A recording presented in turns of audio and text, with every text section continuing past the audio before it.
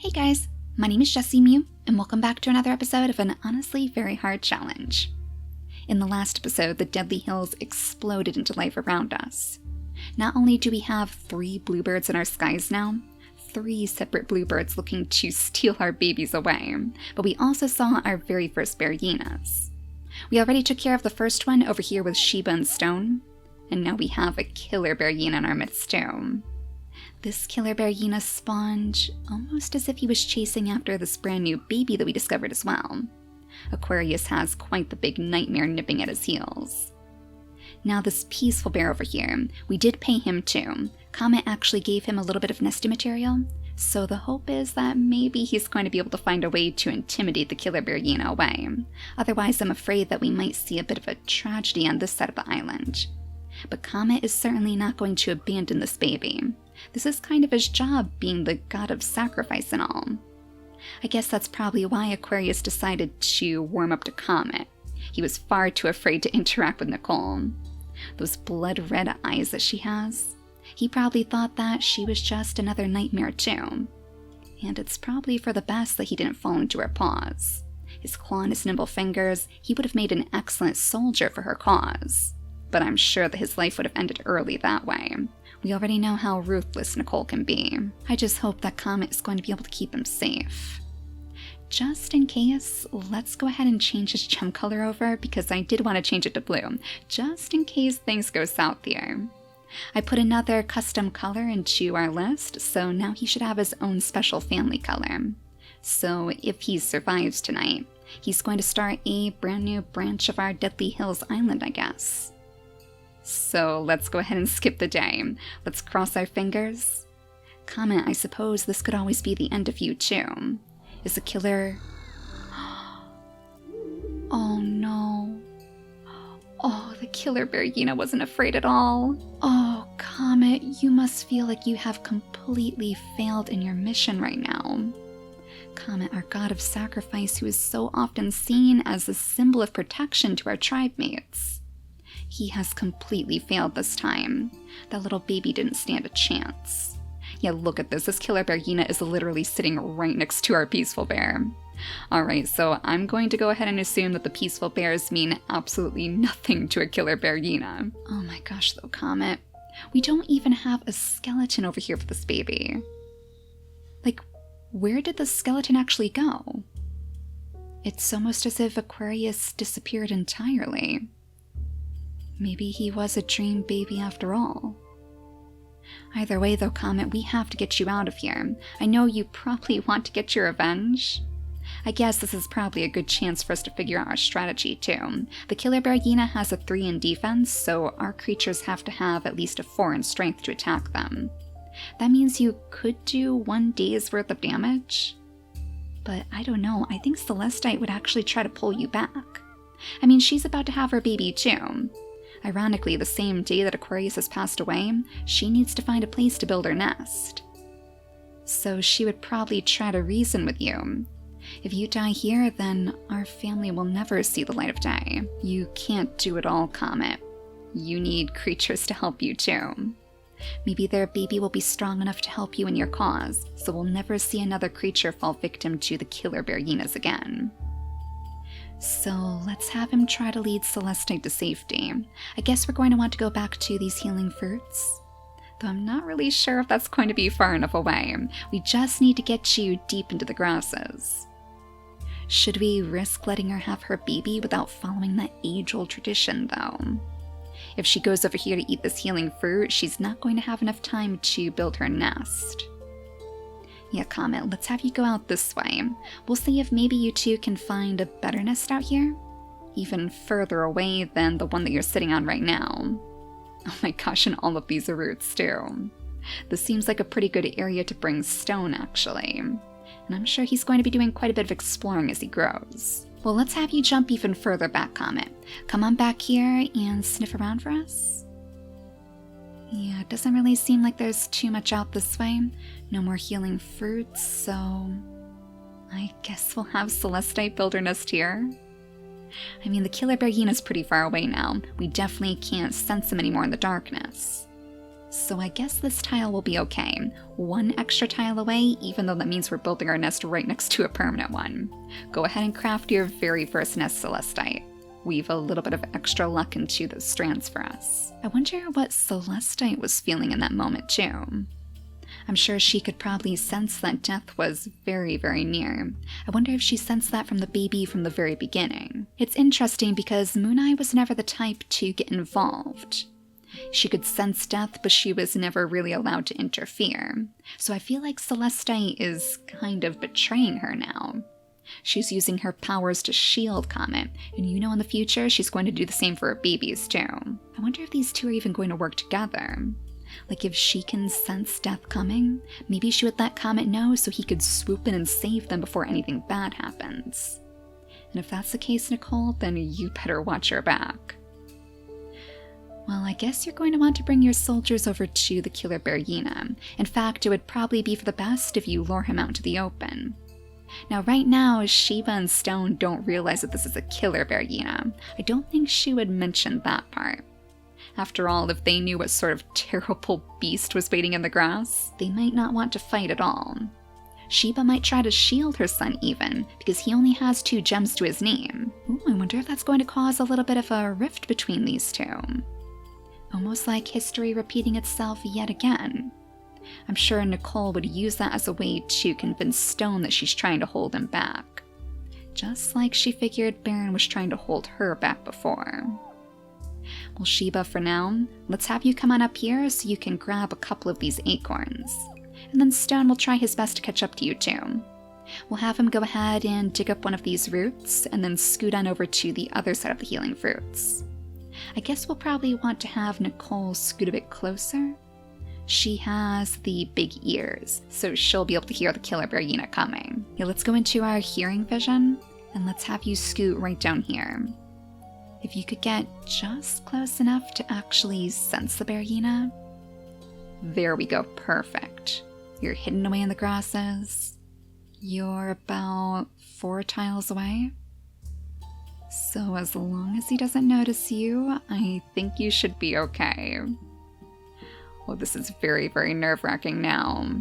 And now we have 2 situations to keep track of tonight. We have the baby being born up here in the north, and we have the bear hyena to watch too. So let's zoom out here and we'll try to keep an eye on both of them. The baby has been born. It doesn't look like he's sick, or she's sick rather. And does she actually have... Oh my gosh, Princess! You actually have those beautiful gazelle horns. Oh my goodness, she is gorgeous. Does that mean that Baron has found a way to follow his daughter after all? Very mysterious. It must have something to do with the cycle of rebirth. To be honest though, I'm kind of tempted to rename her. If we could name her Aqua instead, just as a little nod to Aquarius, I feel like that would really put Comet's heart at ease. I guess we could even change her gems over to the blue color too, just to make her a true memory to the baby that we lost. Though I feel like the cycle of rebirth would be far more fitting for her, the gold and the purple to show that she definitely has some very deep connection to her ancestors. Well, before we go any further, let's have Nicole here listen deep into the grasses again, see if she can sense the bear hyena. Oh no, it looks like maybe he went off into the clearing over here. I guess that might not be too bad though. If we could have Nicole creep forward again, maybe Sheba will be able to follow her. Or I suppose Stone would too. He would probably be a little bit more eager. We'll have Sheba go ahead and grab one more of these acorns so she can cart it straight over to her son. And you still can't sense the bear hyena, right? Okay, it's almost like the peaceful bear and the bear hyena are having a little bit of a chat. Even the bluebird is getting involved. Oh, and I didn't notice that before. We have a mole back here. Interesting. If only Sheba knew, she would probably try to get her son to catch it. That was a rite of passage on the oasis after all. I feel like Sheba is probably the only creature who hasn't completely abandoned her roots. She remembers the oasis quite fondly, so I'm sure she would try to pass some of that knowledge on to Stone too. But yeah, what are we going to do about this bear hyena? I mean, I guess we probably want to leave you two hidden, at least until the Berryina forgets about you. So let's have Celestite scoot on over here. What was that? Did the Berryina catch a bunny? Maybe the Berryina caught a bunny. Maybe that's why the bluebird was circling right over his head. Oh, do you really have to get the Berryina even angrier at us? Like, honestly. Oh, he is going to be so upset if he doesn't have his bunny snacks to eat. Now he's really going to be looking for one of our creatures to take down.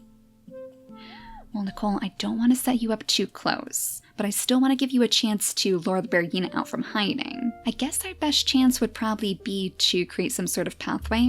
That way you can use all of your running speed to its best advantage. Granted, I don't think she's even going to be able to land a swipe.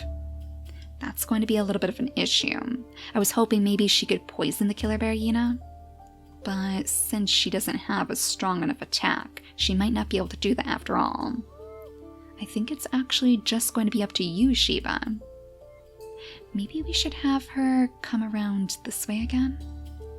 Like if we have Nicole go ahead and clear out the grasses over here, lighting up that pathway between the territories.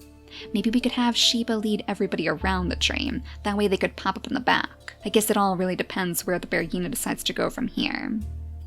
Oh, an excellent Celestite. Looks like you have a little bit of extra food to give us. There we go. A little bit of extra food to give Comet a boost, to bring his spirits back up to where they were before. Gotta be honest though, I kind of feel like he would want to stand right in front of the baby. Right here to make sure that Berryina does not get one step closer. We still have plenty of distance between us, so let's just hope that's far enough away that he won't notice us at all. Oh yeah, with the stripes? That actually gives him a little bit of extra camouflage too, so he and his baby should blend in perfectly here. Oh, and I just noticed from a distance, this little baby almost looks like a clown koi. I wonder if that's another connection to Baron, considering that Nicole did drown him in the oasis with the clown koi swimming around him in circles. Very, very mysterious. Well, Comet, let's have you pick up the grasses around you, but not on the nest, of course. Oh, and hello, little Crabbit. Coming in from the sea to see your new clown koi friend, I see. Yeah, there is definitely some connection with her in the water. Well, let's go ahead and skip the day again. And cross our fingers that the killer Berryina is going to stay out of our sight. Oh, Sheba, not again. I mean, I guess this is kind of a blessing in disguise, because now we have a little baby Berryina on our side, too. You know, Sheba, that might not be too bad after all. You do have quite a bit of Berryina blood in you, you know. This could be a great way to take the killer Berryina down. The only problem is, I don't think our strategy is going to work like it did before. Stone is a little bit too far away, and we don't exactly have too many tiles to work with around the mother Berryina. So Sheba is going to have to land a couple of attacks and then run away. I wonder if maybe we could have Nicole jump in on this one. That way she can get in on at least a little bit of the action. She might not be able to help too much with the killer Berryina, and I wonder if that was actually by design. A lot of you mentioned that you think that the killer Berryina was probably sent as a punishment, something from JessiMew herself. So if Nicole can't even land a scratch, if she gets too ambitious, that would be an easy way to see her fall. Right now, Sheba, let's have you land at least one attack. And then I guess you should be able to do another, right? If we have you attack again, you can still jump all the way down here. And then it's going to be Nicole's turn. See, she's not all talk. She's not just some silver tongue, getting other creatures to do all of her dirty work. She can jump on over here and poison this Berryina with her scorpion tail. Are you really telling me that you're going to steal even more meat from that Berryina? What are you trying to pull here, Mr. Bluebird? I mean, on the plus side, it seems like the bluebirds do disappear once they get their fill of food. So maybe that means we'll have a few less bluebirds to worry about with Aqua around. Yeah, we poisoned the Berryina successfully, so 5 days remaining on her lifespan. Let's have Nicole jump way over here again, right back into the tall grass so we can hopefully hide her a little bit more easily.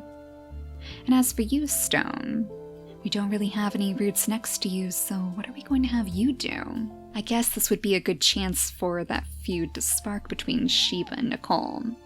Nicole is probably urging him on. Even though he only has 2 gems, she probably figures he could easily take the Bergina down. But Sheba is not so sure. She knows this Bergina has a bit more energy than the last one did. And beyond that, she's protecting a baby too. Sheba knows firsthand the strains of motherhood. So I think she would actually use this opportunity to hold Stone back. Maybe as he lunges forward, she would even pull him straight back into the grasses, telling him to lay low instead. I guess he would paw at the ground furiously, annoyed at her for interfering, especially right in front of Nicole. He wants so desperately to prove that he's truly as great as she's making him out to be. He must be furious at her for not believing in him. On the flip side, at least things are looking a little bit more peaceful over here, Comet. You can't hear that Bergina lumbering around in the darkness anymore. So maybe all is clear. Still, though, I think we're probably going to leave you guys in the grasses. We'll change Aqua's very first gem color over to the golden of her mother, our first baby born beneath Moon Eye and Crescent's watch. So with that in mind, I guess you would be willing to have another baby with Celestite too. Let's go ahead and bring you over here so she can breed with you. Really, now you're gonna find a permanent nest? Well, it's better than nothing, I guess. We'll bring Comet back here so we can still be next to the baby, and you can scoot on over toward the water side. Actually, this might be a good place for you guys to settle down too. Do we have any healing fruits out here? No healing fruits. And unfortunately, I don't really see too many berries that you can pick either, so that's going to be another concern. But at the very least, we could bring Comet down here to do a little spot of fishing, assuming that there are some fish for us to find. There you go, Mr. Krabbit. Now you can have a full conversation with our resident clown koi.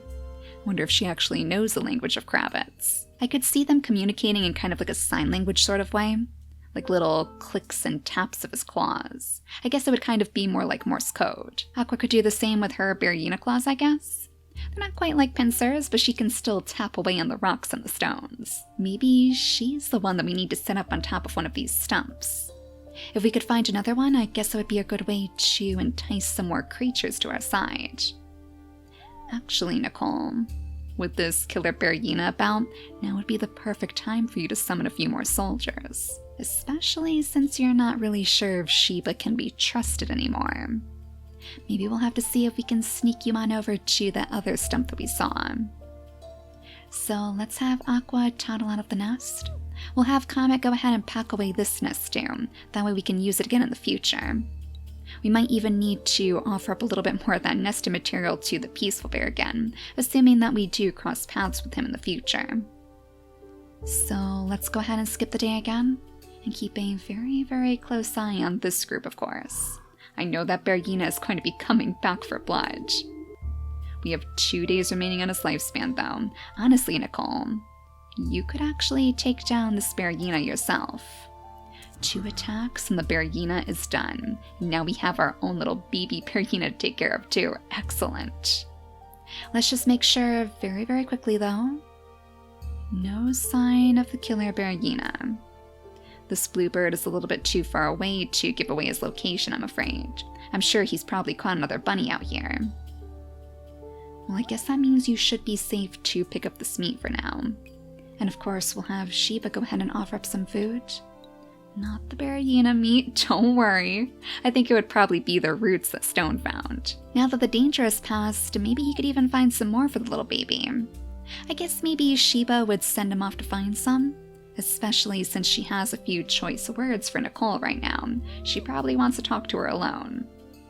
So it looks like we have a root back here, but the baby Bergina is kind of blocking you. I guess you could go over here instead. Maybe? Yeah, still no sign of the killer Bergina, so go ahead and dig up this root for us too. We'll give you the food, and now this baby Bergina is going to be on our side. I would imagine that he's probably going to follow Sheba around quite a bit, but I wonder whose side he's going to choose once he grows. There has been a running theme in this series of us losing track of our friendly Berginas, so we're going to keep a very, very close eye on him. Now, nothing new back here, right? No new wanderers, no new Berginas. So let's try to carve out a little area over here where you guys can truly make a home. We'll have Aqua go ahead and toddle over to her mother's side as she clears out the grasses right by the edge of the water. That'll give Comet a good chance to peer into the depths. See if he can find any little fish swimming around. Oh no, it looks like this entire place is bare. That's unfortunate. Maybe we should have him work his way back to this tree then. I said before that I kind of wanted Sheba to spend her time by the water instead. I wonder if that means that these two are going to cross paths again. It all depends if she decides to move on, if she realizes that Nicole's cause is not benefiting her. Well, one more time, let's go ahead and skip the day again. We'll zoom out once more just to make sure that we have an eye on both of these camps.